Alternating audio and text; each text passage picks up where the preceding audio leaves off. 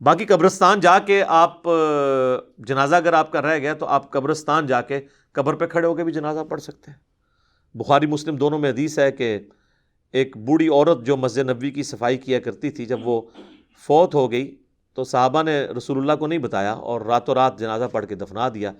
کچھ دن کے بعد نبی علیہ السلام نے پوچھا کہ وہ عورت نظر نہیں آ رہی، تو بتایا گیا کہ وہ تو فوت ہو گئی ہے. تو حضور نے فرمایا کہ مجھے اس کی قبر پہ لے جاؤ. تو اب حضور علیہ السلام کو کسی صحابی نے یہ نہیں کہا کہ یا رسول اللہ آپ تو ہر مومن کی قبر میں جاتے ہیں، تو 3 دن پہلے تو آپ تشریف لے گئے ہوں گے، آپ کو تو پتہ ہی ہوگا کہ یہ مر چکی ہے. اس زمانے میں یہ عقیدے نہیں ہوا کرتے تھے، نہ کسی کے دماغ میں ہوتا تھا. تو رسول اللہ صلی اللہ علیہ وسلم کو وہ قبر پہ لے گئے تو آپ علیہ السلام نے جا کے وہاں پہ قبرستان میں اس کی قبر پہ کھڑے ہو کر جنازہ پڑھا. یہ غائبانہ نماز جنازہ نہیں ہوتا کیونکہ اس میں تو قبر سامنے ہوتی ہے، اور اس کا طریقہ یہ ہوتا ہے کہ آپ نے قبر کی ایسی سائڈ پہ کھڑے ہونا ہے کہ آپ کا قبلہ کی طرف رخ ہو اور قبر آپ کے سامنے ہو. اور پھر آپ علیہ السلام نے واپسی پر فرمایا، مسلم شریف میں ڈیٹیل ہیں، اس میں الفاظ ہیں کہ یہ قبریں اندھیروں میں ڈوبی ہوئی تھی، اللہ نے میرے جنازہ پڑھنے کی برکت سے انہیں نور سے بھر دیا. اب یہ سبحان اللہ تو آپ نے بول دیا ہے، لیکن اس کا جو ایک تلخ پہلو ہے کہ نبی کی دعا کی برکت سے کسی کافر کی قبر جو ہے نا وہ نور سے نہیں بھر سکتی، کیونکہ کافر کے بارے میں تو نص قطعی ہے قرآن کی. وہ تو سورہ توبہ میں آپ 70 دفعہ بھی دعا کریں ہم نہیں قبول کریں گے، منافقین کے لیے، کافروں کے لیے. تو یہ مسلمانوں کی قبریں تھیں نمبر 1. اور مسلمان ظاہر بریلوی دیوبندی اہل حدیث نہیں، اس زمانے کے مسلمان. میں صحابہ نہیں کہتا ورنہ آپ کہیں گے گستاخی ہو گئی ہے. آپ خود ہی پوچھ لیجیے گا پھر کون لوگ ہوں گے جو حضور کی زندگی میں فوت ہو چکے ہیں ایمان کی حالت میں. اچھا، تو نبی علیہ السلام نے فرمایا کہ نور سے اللہ تعالیٰ نے ان کی قبروں کو بھر دیا. اچھا، پہلے اندھیروں میں تھی، اور اس سے یہ بھی پتہ چلا کہ رسول اللہ کی برکت کیا ہے کہ آپ کے جنازہ پڑھنے کی برکت سے اللہ تعالیٰ نے آپ کی دعا کی برکت سے ان کو یہ نفع عطا فرمایا. اب یہ حضور کی دعا ہی ہے، باقی تو جنازہ تو صحابہ نے بھی ان کا پڑھا ہوگا. ٹھیک ہے، یہاں تو لوگ کہتے ہیں بزرگ جنازہ پڑھ لیں تو جناب سمجھو کہ اگلے پچھلے سارے مردے بخشے گئے. تو جنازے تو ان کے بھی ہوئے تھے، لیکن حضور کے جنازہ پڑھنے سے فرق پڑا، ویسے تو نہیں پڑا. اس طرح بخاری مسلم میں حدیث ہے، نبی علیہ السلام ایک جگہ سے گزر رہے تھے تو آپ کا خچر بدک گیا اور آپ رک گئے. تو صحابہ نے پوچھا یا رسول اللہ کیوں رکے ہیں؟ آپ نے فرمایا ان 2 قبر والوں کو عذاب ہو رہا ہے.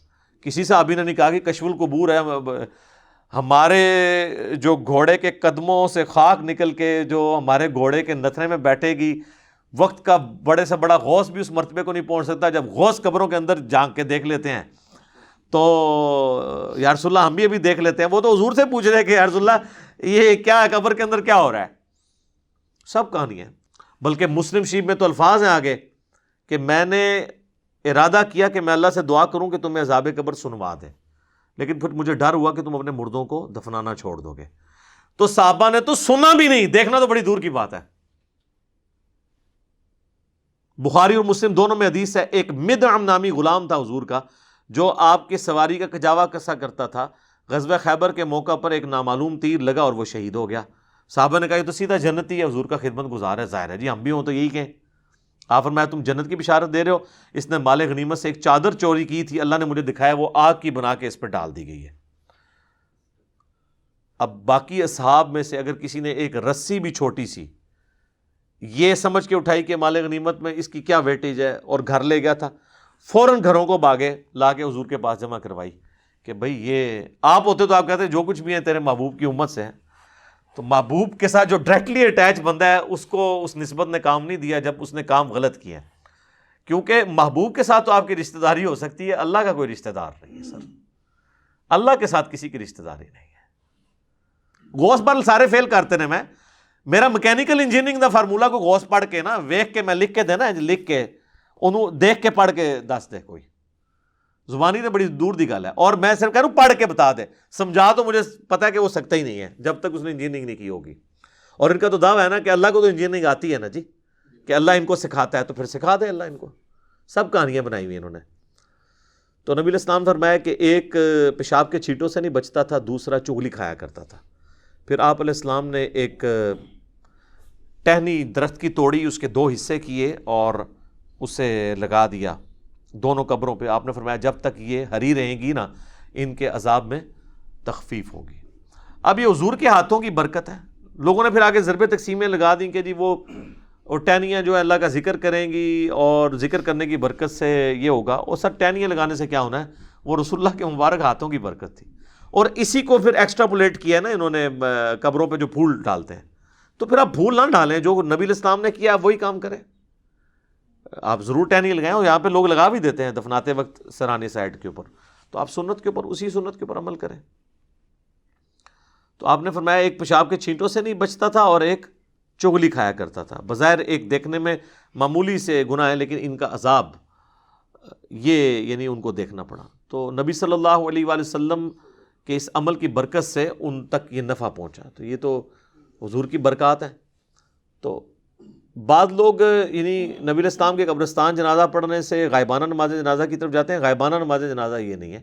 صحیح بخاری میں موجود ہے نبی الاسلام نے نجاشی کا نماز جنازہ غائبانہ پڑھا, اور آپ کو اللہ تعالیٰ نے وحی کے ذریعے بتایا. تو آپ نے فرمایا کہ تمہارا بھائی جو ہے وہ نجاشی فوت ہو گیا, تو اس کے لیے 4 تکبیریں کہیں. تو امام بخاری نے اس پہ باب نہیں باندھا کہ غائبانہ نماز جنازہ کا جواز. امام بخاری کو پتہ تھا یہ نجاشی کی خصوصیت ہے, کیونکہ نجاشی کی تو وہ حیثیت نہیں تھی جو رسول اللہ کے اور اصحاب کی تھی. حضور کے نزدیک سب سے لاڈلے صحابہ, جن میں ٹاپ آف دا لسٹ حضرت زید ابن حارثہ, جن کا نام قرآن میں آیا سورۃ الاحزاب میں.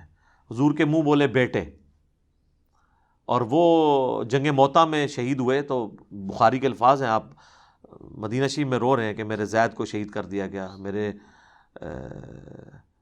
جعفر کو شہید کر دیا گیا, عبداللہ بن رواحہ کو شہید کر دیا گیا, اور پھر مسلمان اللہ کی تلواروں میں سے ایک تلوار یعنی خالد بن ولید پر متفق ہوئے ہیں.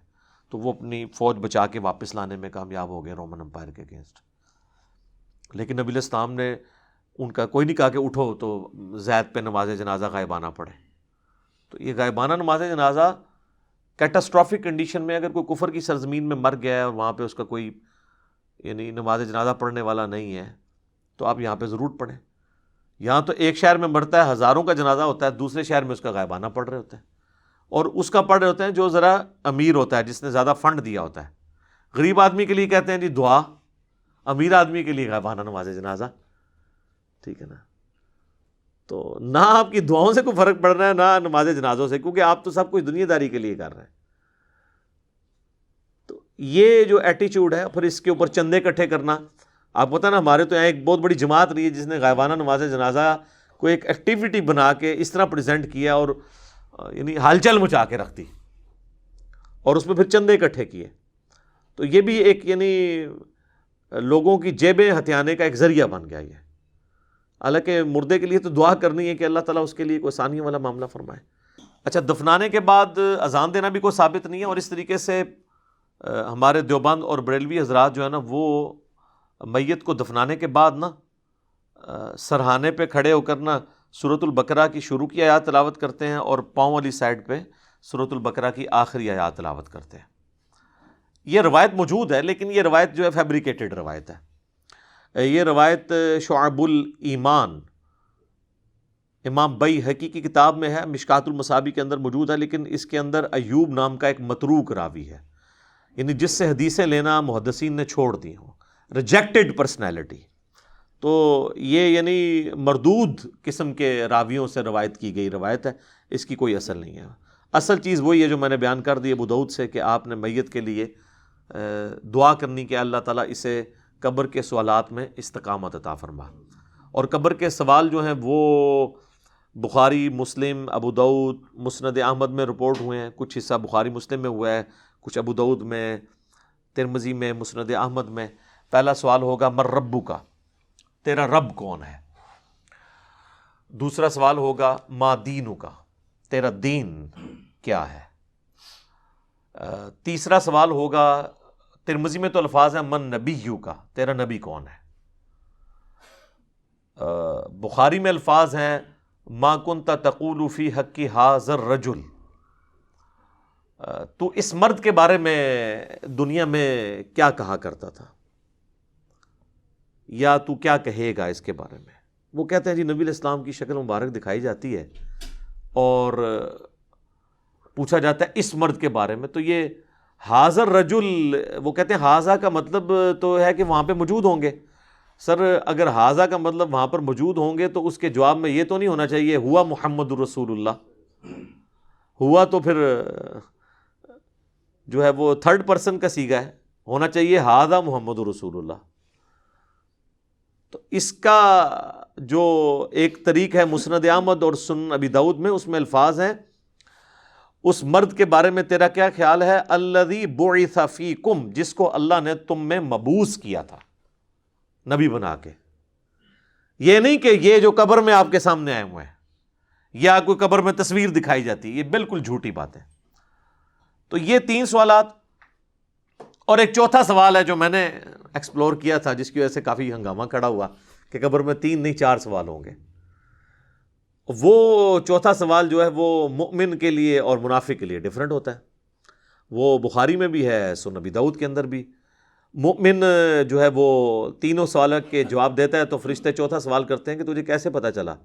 تو وہ کہتا ہے کہ میں نے اللہ کی کتاب پڑھی اور نبی علیہ السلام کے نبی ہونے کی تصدیق کی. تو اللہ کی کتاب اگر پڑھی نہیں ہوگی تو تصدیق کیسے کریں گے؟ یہ کتاب پڑھیں گے تو آپ تصدیق کریں گے نا. تو اور منافق کہتا ہے ہائی ہاتا لا ادری، ہائے افسوس مجھے کچھ پتہ نہیں، مجھے کچھ پتہ نہیں.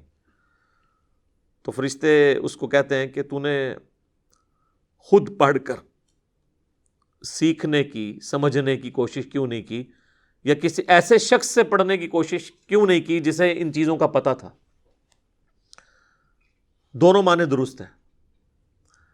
تو جب تک آپ خود اللہ کو سیریس نہیں لیں گے آپ سچائی تک پہنچ نہیں سکتے. تو اس لیے میں نے کہا تھا قبر میں 3 نہیں 4 سوال ہونے ہیں، اور چوتھا سوال جو ہے وہ تمام سوالات کی جان ہے. اگر زندگی میں پتہ چل جائے تو پہلے 3 سوالوں کا جواب کے لیے تیار ہونا آپ کے لیے آسان ہو جائے گا، ادروائز تو مشکل ہو جائے گا.